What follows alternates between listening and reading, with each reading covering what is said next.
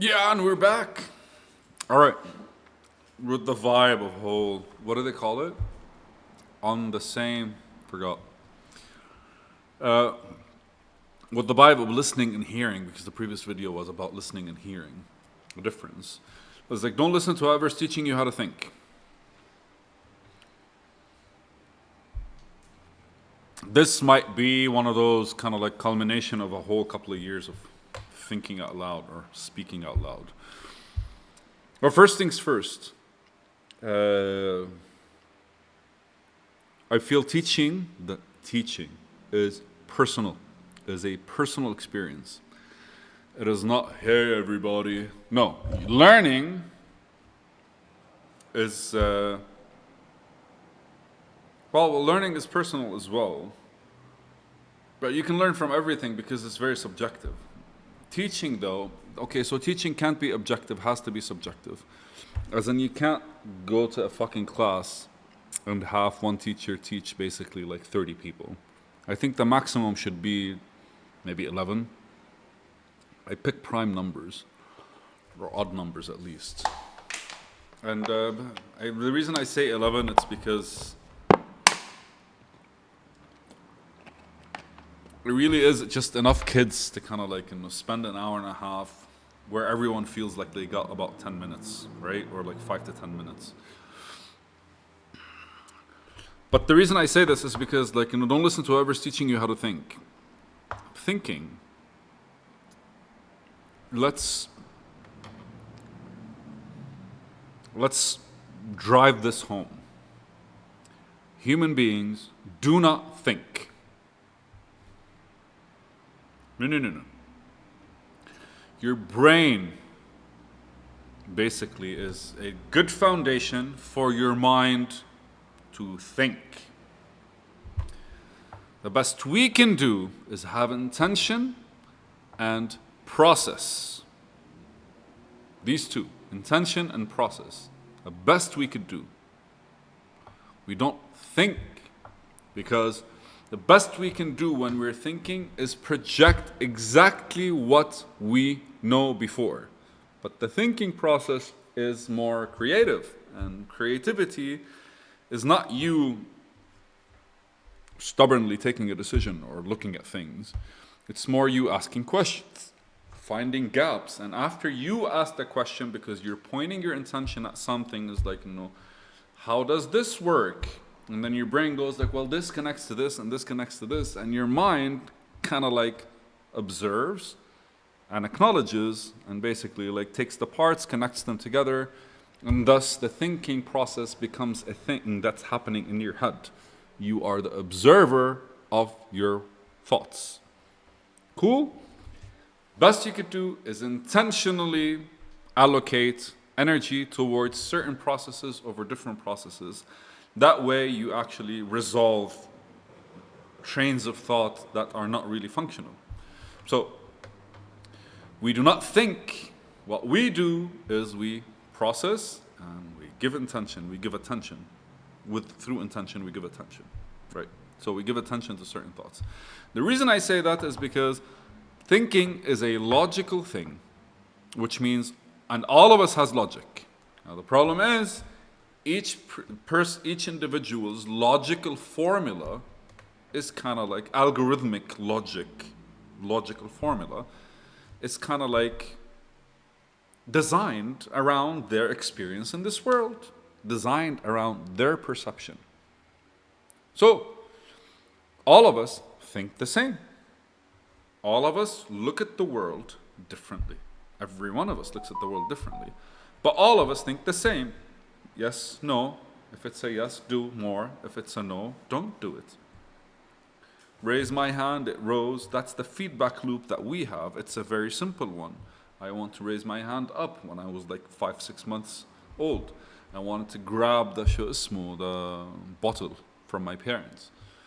I wanted to whatever, and I couldn't grab it. Why? And then you see the baby looking at their arms, moving their fingers, trying to hold different things, figuring things out. As they figure things out, their brain thinks differently now. Why? Because it sees the world. It puts 1 and 2 together, and then eventually they can hold their hands, they can grab, they can run, they can jump. all of that becomes a thing. Right? So, there's a beauty behind all of that stuff. We don't think, our minds do. Thinking is a logical approach, but each person's logic is based on the way they perceive the world. So if you're looking very simply at the world, then your logic is kind of like simplified, or a simple logic, a simple logic. If you're complicating this world, then your logic is kind of like all over the place. And ultimately, the feedback loops are always doing what? They're always setting the logic, changing it, fixing it, adjusting it, and refining it. That's basically it. That's what your mind does. Your mind does it, not you. You intentionally go like, you put your attention. Well, like, I solved this problem in 20 minutes, I wanted to solve it in 5. And then by doing that, you go like, okay, there are these parts of the problem. Maybe we can get better at this one. We can get better at this one. And that's basically how people take decisions, because they pick from the ones that are available after they give attention to the environment they're in. So the script is, don't listen to whoever's teaching you how to think. And the reason for that is because these people, when they're teaching you how to think, or where they're kind of like explaining something to you, and I use the word listen, do not listen. Do not listen. Why? Do not allow what they're saying to enter your head. The way you narrate things, the way you explain things, the way you elaborate on things is purely based on how you see the world. It's not words. Don't think these words, this sentence. Think the tonality of the sentence. Think the emphasis, which words you emphasize. All of these are your style of expression. And that is a unique thing towards how the world is actually like projected in your head, because that's what you're looking at. So when people are trying to teach you how to think, what they're doing is they're projecting their own reality without context. It doesn't matter how well they explain to you their career choices or their lives, or they show you their bank accounts. What they're giving you is a subjective thing, is very much how they see the world translated by telling you this is the actions I took. You can't listen to somebody who's teaching you how to think. You can hear them out. Because if you hear them out, then at the very least you have like another angle of perception that you might use to see the world differently, to have a different perspective on the world. Yes. But I would listen to somebody who's explaining his decision-taking process by telling me a story of something that happened and how he came to conclusions. And the reason for that is because by doing that, I actually have characters, and he's telling you his story. So your brain takes that story and picks the wisdom from it.